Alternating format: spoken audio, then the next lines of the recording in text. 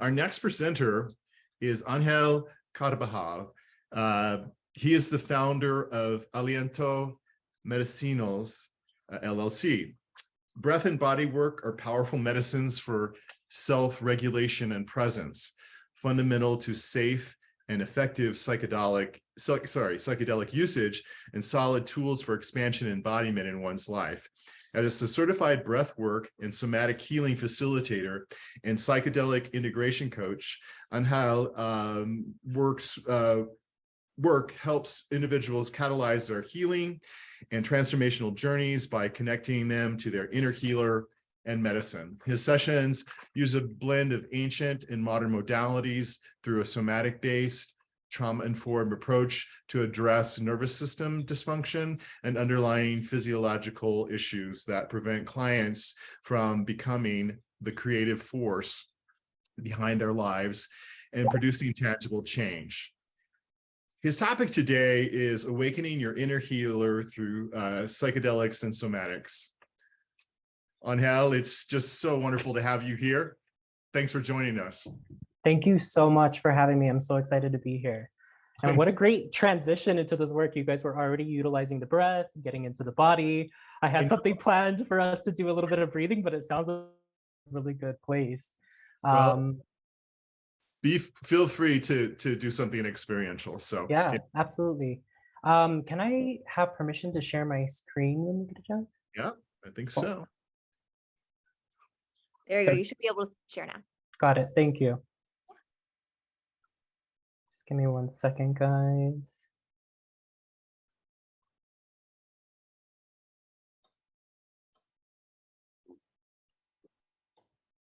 All right. Can everybody see that fully?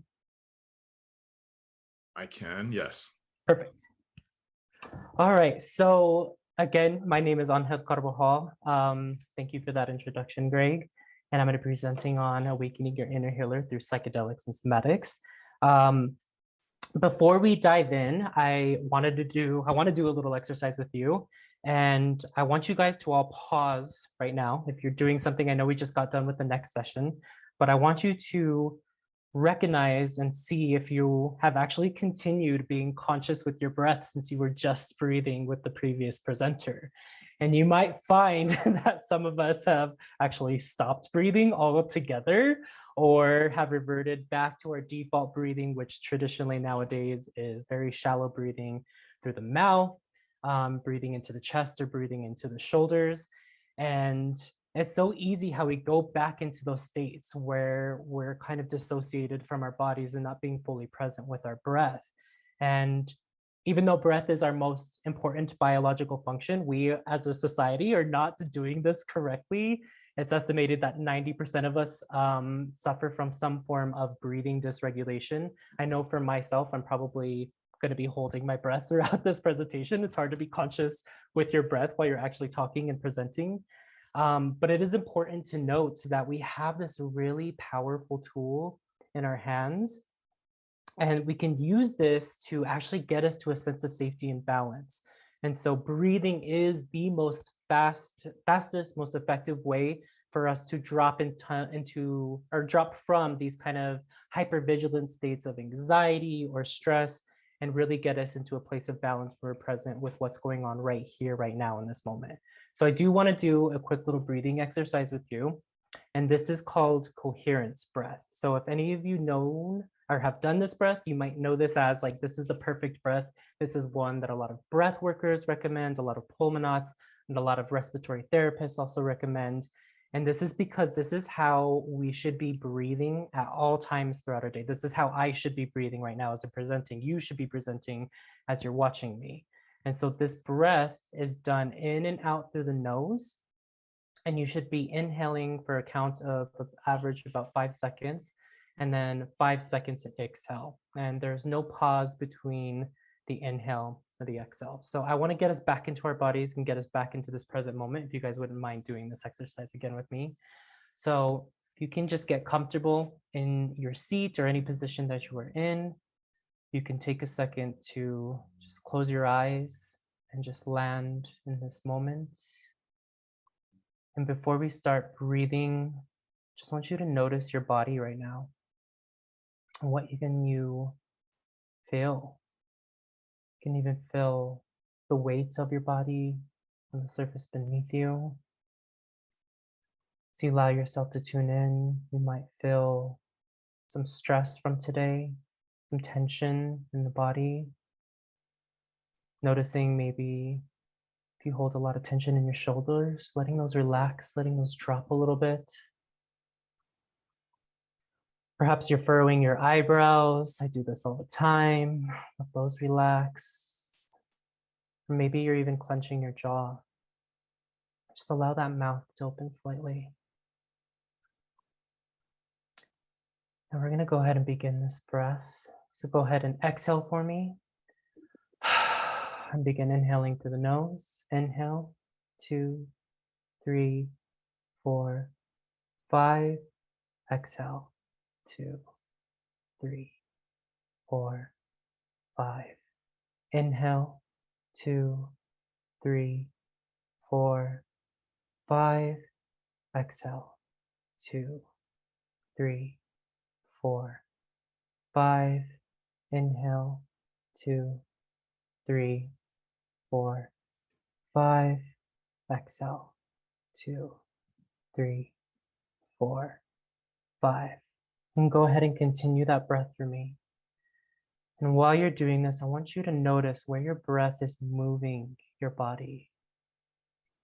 When we're doing this breath, we should be breathing deeply into our bellies. And this diaphragmatic breath, pushing at the point right below our navel button. And if it helps, you could even put your hands on your belly and feel that nice, gentle expansion while you're inhaling.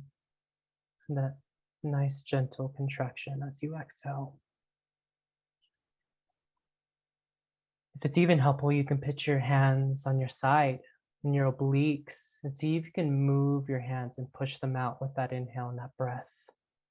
Our lungs wrap around fully around us from the belly to the obliques to our lower back. So we're taking a really deep, beautiful breath. This should expand all around us in this 360 fashion. And this is proper breathing technique. This is how we want to be breathing at all times. This should be our natural default. And this brings about a high level of heart rate variability and parasympathetic tone. It just allows us to feel really safe in our body.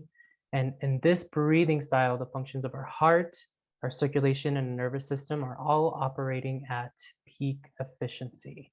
And so people that experience high levels of respiratory issues, asthma, high levels of anxiety, have been transformed from using this breath and utilizing this at all times. And so if you haven't already, you can come back into the space. You can open up your eyes. Welcome back.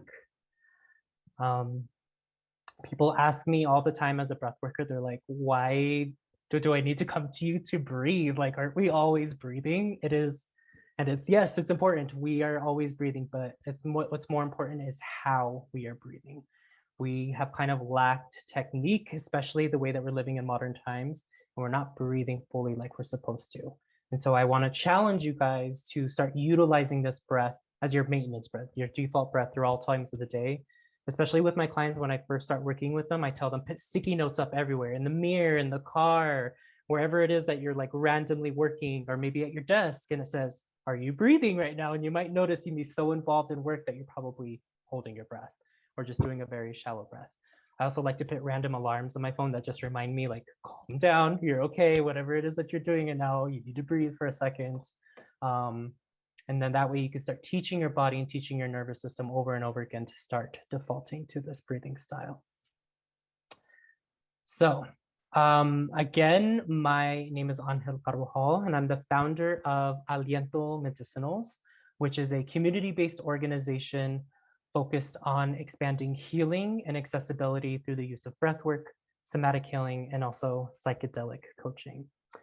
And so I have been doing this work professionally. I'm on my second year now. And I was kind of doing this work underground a little bit before that, about 4 years. And before I transitioned into this work, I was actually in education. So I was a teacher and high school administrator for over a decade. And excuse me, I absolutely loved my job. It was an extremely rewarding career, and I love servicing my community. So I worked in college access, and that was to remove educational inequalities experienced by underserved communities here in the Denver metro region. I was born and raised in Denver, Colorado. That's rare nowadays that we actually have somebody that's from here. Everybody's a transplant. But I started getting into this work for my own issues surrounding mental health. And as I was doing this work kind of on the side while I was working in education, after we came back from the pandemic, there was a huge mental health crisis with our students after we came back from remote learning and we're actually transitioned back to in-person. And everyone around me, students, my peers, my colleagues, my family, were really, really struggling. We had experienced this huge global pandemic, which was a collective trauma. And then for many people in my community, that only exacerbated existing issues that they were facing. And so it didn't feel aligned for me anymore to be doing this work and preach to the students, like, you got to come to school, you got to get good grades, you got to graduate, and you got to go to college. They can't think that far ahead. They're surviving. They're in survival mode. They're just trying to get through today. And so this is what really inspired me to transition out of education and commit full-time to doing this work. So I left my decade-long career, as hard as it was, and went to school and earned my certifications as a breathwork facilitator and psychedelic integration coach. And before I go into any of this a little bit deeper, I do want to have a disclaimer that this information is for educational purposes and is not intended to substitute guidance from a licensed healthcare provider. I am neither a therapist nor a medical doctor, but as a certified coach, I do help clients with tools and resources so they can make informed decisions on the best actions for their lives. I always like to say, like, breath work is for everybody. We need to breathe, and the power of the breath is fundamental to our overall health. But psychedelics are not for everybody. And I say that because getting into the use of psychedelics as a healing modality takes a lot of time, a lot of respect, a lot of integrity, a lot of work, and it requires you to really go deep within yourself. And if you don't have the resources or the capability to do that work, it can be more damaging than it is healing. So I don't want to come across like this is a one-size-fits-all approach and I recommend psychedelics for everybody. That is absolutely not the case. I definitely do not recommend psychedelics for everybody. And I'll tell you a little bit why. So at the beginning for me, awakening my inner healer. So this really started for me about 5 years ago when I had reached a dead end with traditional talk therapy and antidepressants.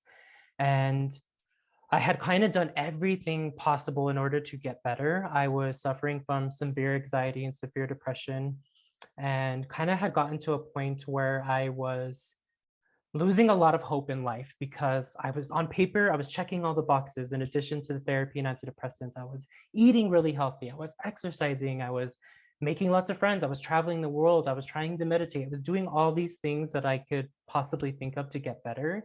And it didn't help. I was still at this very dead end part of my life. And so that's when I discovered psychedelics and realized that psychedelics and breathwork, and realized that 10 years of therapy did not do with what one psychedelic journey did for me, nor what one breathwork session has done for me. And it was through that process that I started to discover this inner healer.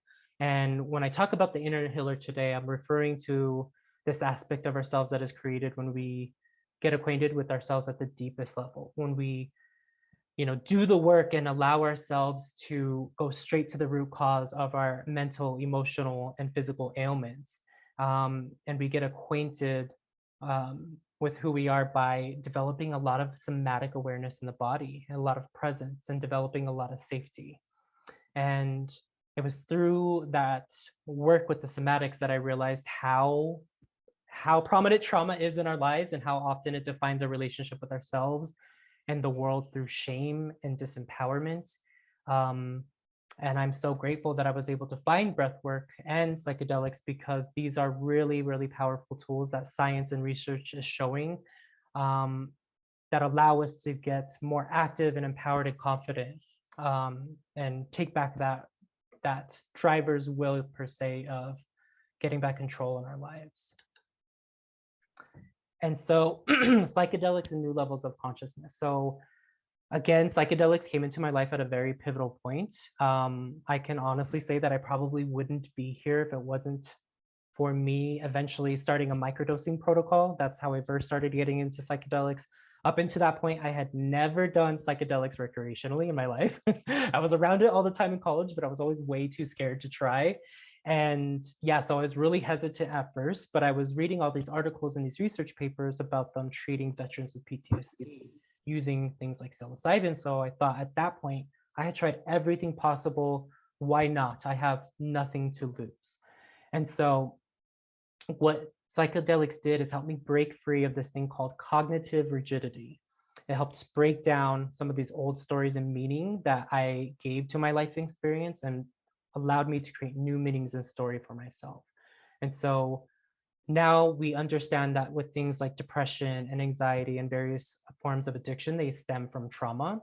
And with the long-term effects of trauma, we see that cognitive rigidity. And this is an inability to see alternative viewpoints or be able to come up with innovative solutions to our problems. And for me and for a lot of people, this drives our behavior at a very primal level. And psychedelics allow us to change the way our brain works and allows us to soften those new neural connections and promote something I'm sure a lot of you are familiar with, which is neuroplasticity. So allowing our brains to become more malleable and flexible, and kind of get out of that imprisonment, or that's what it felt like for me, imprisonment in my own mind. And so this is done by a couple ways. I'm not going to get too much into the science today, but one of the ways this works is that psilocybin specifically stimulates the 5-HT2A serotonin receptor in our brain. So this promotes something called brain-derived neurotropic factor. I have to say that really slow. And that promotes the creation of new neurons in the brain. And then it also increases the transmission of glutamate. And that's the neurotransmitter most responsible for brain function like cognition, learning, and memory. And another really fascinating thing that psychedelics do is they temporarily decrease blood flow to this part of the brain called the default mode network. And I always think about this part of the brain as the one that's responsible for our ego, the stories we tell ourselves, our ways of finding our ways back to our old coping mechanisms and thought patterns. So a lot of studies are coming out today that are showing that depression is linked to an overactive default mode network, causing things like excessive rumination and paralysis by analysis. This image that you see right here on this left-hand side, this is a very popular image in psychedelics. I've heard so many people say that when they read about this study that was performed, that this is what drives their interest in starting to explore psychedelics.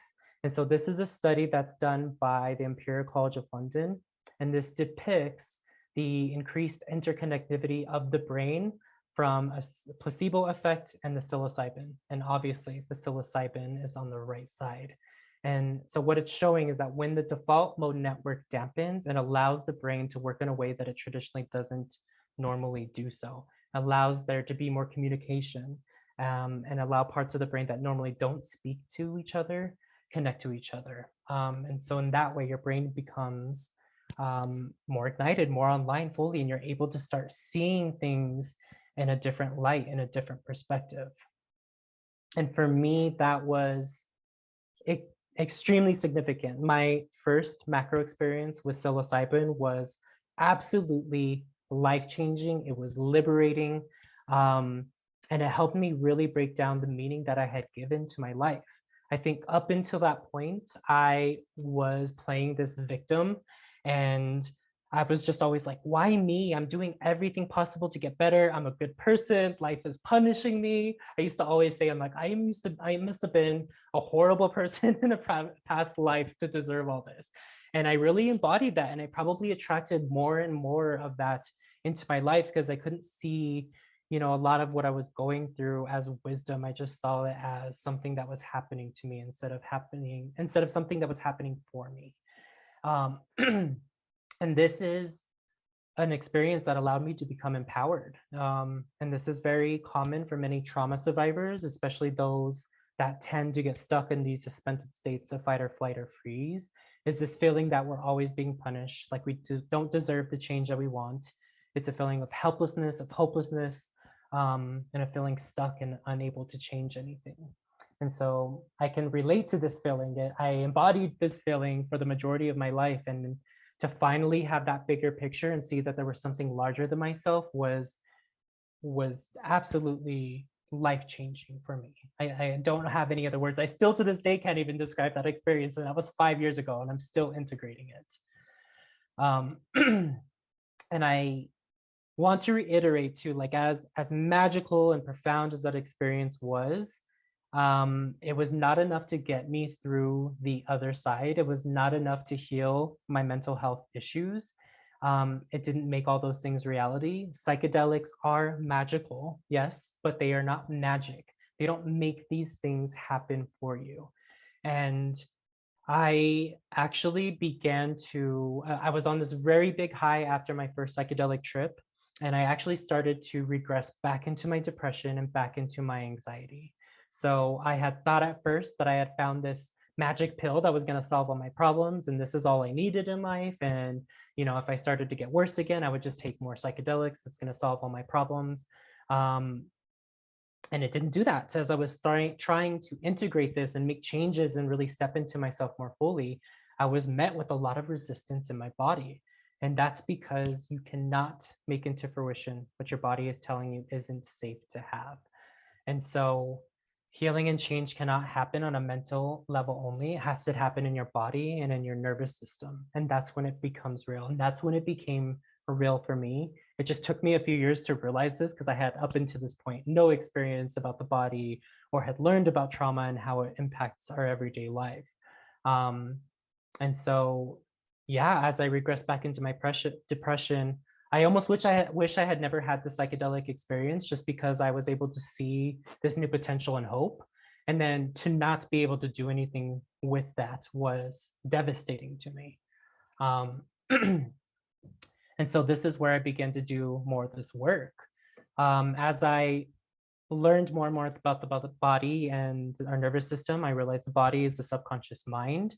And really the nervous system is the narrator of our story. So it either tells us, I'm safe, I'm capable, I can figure this out. I'm going to start making all these changes from the psychedelic experience I have. I'm going to communicate better. I'm going to be a stronger leader. I'm going to develop all these relationships and step into my power. That's not what happened to me.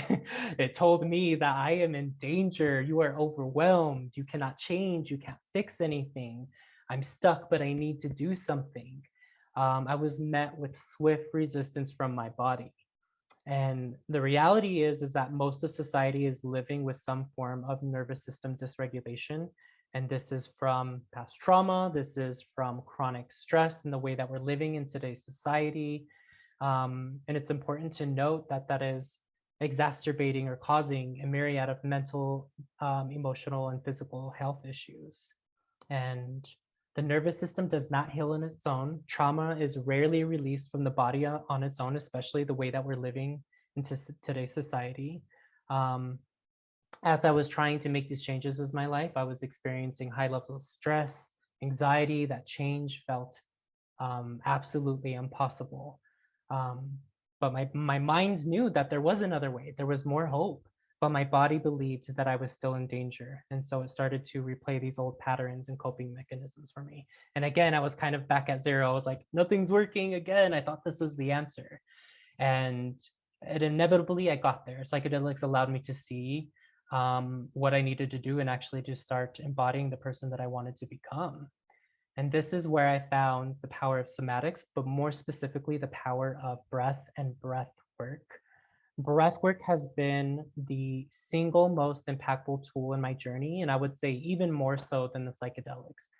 It allowed me to really uncover parts of myself that I didn't know existed, both good and bad. If you know anything about the breath work, when you're generating a lot of oxygen in the body, it allows you to tap into the subconscious, and your body starts showing you where some of these emotions are stored, some of these feelings, some of these things that haven't been processed, some of these things that have been pushed down for years and years. And so when you get access to them, a lot of those come up during the breath work, but allow you to process them in a really safe and effective way so that they don't start affecting your life and influencing you unconsciously from the shadows. So I began to rewrite this old story that trauma had written for me, and rewrite the story of this version of myself that was really safe in my body and present, and that I was worthy of love, and also that I was worthy to take up space and be seen and be heard. It took me many, many years to develop that amount of safety in my body. Me a few years ago would not have been able to do this today. I would not have been able to come on here and do a presentation. I would have never done something like this. That would have been absolutely terrifying for me. Just because I didn't feel like I was worthy of taking up that space. It didn't feel safe to be seen. And so by reprogramming my nervous system, it allowed me to love myself unconditionally and love all these parts of myself that society had conditioned me to believe weren't worthy. And so with the power of the breath, we can develop a lot of safety in the body. We can retrain the nervous system. We can show through the breathwork sessions how the nervous system can get activated, and it doesn't have to stay activated. It can go back into these states of homeostasis and that balance between parasympathetic and sympathetic. When we do breathwork sessions, we increase our heart rate variability, which is our stress resiliency. And so when you become more resilient to stress in the breathwork, you become more resilient to stress in your everyday life. I know for me, one of the ways that stress really comes up is traffic. And I just like, do not have the patience for traffic, but I have gotten so much better in the last couple of years, but this is just one example of that happening. I established these really strong breathing techniques, and similar to what we just did at the beginning, not just doing these breathwork sessions and healing my trauma and experiencing these profound shifts, but also making sure that I'm breathing throughout the day, that I have that coherence breath, that I'm reminding self all the time not to hold my breath and make that my default. Because as we find, we can intentionally go into it and consciously be present with our breath, and then moments later we'll lose it. And we should, as a biological function, naturally be able to do that all times. And that wisdom exists within our body. We just got to get back to that place. I developed a lot more somatic awareness and felt sense. And with that, the language of my body, I was able to pick up on all these subtle cues. And this allowed me to get to a place where I wasn't just using the breath as a reactive measure to come down from anxiety or my depression or something that was telling me I was in danger. I got to a point that it was good enough so that I could use this as a proactive measure. So I can tell from the very first sign, very first sensation in my body, I'm like, oh, this is me getting activated. This is me on my way to hypervigilance and feeling like I'm in danger. Let me stop right now. Let me regulate myself. Let me get in the moment. Because we do want to use this as a more proactive tool so that you can find more inspiration and motivation. And, when you feel regulated and present with yourself and in your body, you feel confident, you feel strong, and then you're able to really begin embody this healthier version of yourself. And the breath, again, is the remote control for our nervous system. It is an extremely powerful tool, and it's one of the most easily accessible things we do. It's so simple. I mean, it's simple, but it's kind of not simple because obviously we are not very good at this. And this is where healing begins to become embodied. And this is what I've discovered throughout psychedelics and the breath work, that you are the medicine, you are the magic pill that you have been searching for. We are profoundly more capable of healing ourselves than we give ourselves credit for. I think as a society, we're so conditioned to believe that we're going to find the answers in the next book, the next podcast, the next course we take. And so often this starts to become another trauma response, is seeking as a form of avoidance. And awakening your inner healer allows you to see this true transformation. And that happens with developing the stronger relationship with yourself. And beyond that, the stronger relationship with your body and your breath. It really is the foundation for developing that relationship, and then the foundation for everything else, and developing a healthier relationship with your emotions, with your partner, with your family, with your relationship with food, or anything else that you're trying to change in your life. And this is extremely important for us to begin embodying, because humanity really is at a tipping point right now. I think and truly believe that psychedelics and breathwork, if done properly, if done safely, are very safe and effective tools that allow us to become empowered and kind of break free of these self-perceived limitations that we put on ourselves and also that society has put on us. It allows us to become this creative force behind our life and create these tangible changes. But in order to do that, we have to kind of start from ground zero, which is addressing our physiology. And when we do that, we begin to become our own healer. And these are profoundly symbolic acts of freedom. The indigenous and our ancestors have been using things like psychedelics and breathwork for thousands and thousands of years. They remind us of our sovereignty, our autonomy, and they help us break free from some of these mental and physical bonds that modern capitalist systems have placed on us.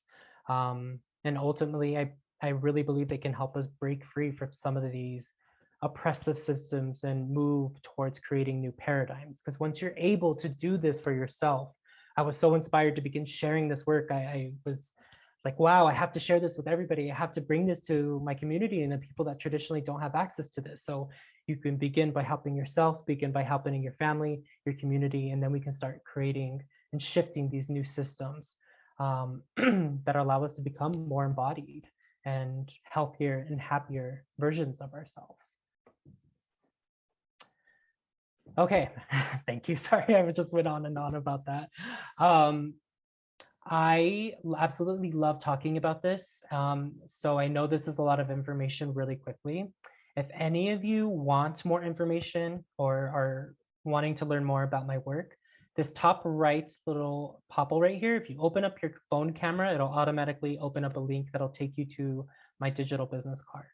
And this shows you all my upcoming offerings and services that I have coming up. I offer one-on-one breathwork sessions, couple sessions, private groups. I offer bi-weekly community breathwork sessions at Courageous Yoga in downtown Denver for any of you that are here in Colorado. I have monthly retreats, group ceremonies, and of course help people with microdosing protocols and psychedelic preparation and integration coaching. This link right here on the left-hand side will open up another document that's a free microdosing guide.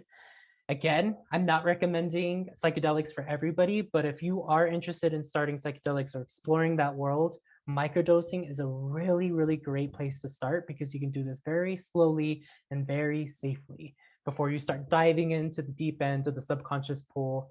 Microdosing is a really powerful tool that you can start utilizing in your everyday life, and it's very, very safe and can be just as equally powerful, if not more powerful, than you experiencing a high dose experience with psilocybin. That's so wonderful. Yeah. Thank you so much for. Yeah, of course. We'll have a link to all your offerings that all the participants will receive, and it's just I just can't thank you enough for imparting such wisdom to people, especially around the psychedelics, since that's something that's really kind of taking on in our culture. Yeah. It's starting to become trendy, but it shouldn't be treated as such. To be treated as sacred. Yes, absolutely. Do you have any final words? My final words are just thank you all for being here today. I want to remind you all to stay present with your breath. Don't stop breathing. Practice all the time. Teach yourself and teach your body how to start defaulting to that coherence breath. Remember, the breath is, I really believe, the missing pillar of our health. It has such a profound impact on our entire body and our entire system. And so establishing a stronger relationship with your breath can really be transformational for you. Yeah. I can't thank you enough for taking time to be with us today. And I look forward to meeting you in person when I get back from Ecuador. So, absolutely. Thank you so much for having me. Thank you, everybody. Take care, Anjel. Thank you.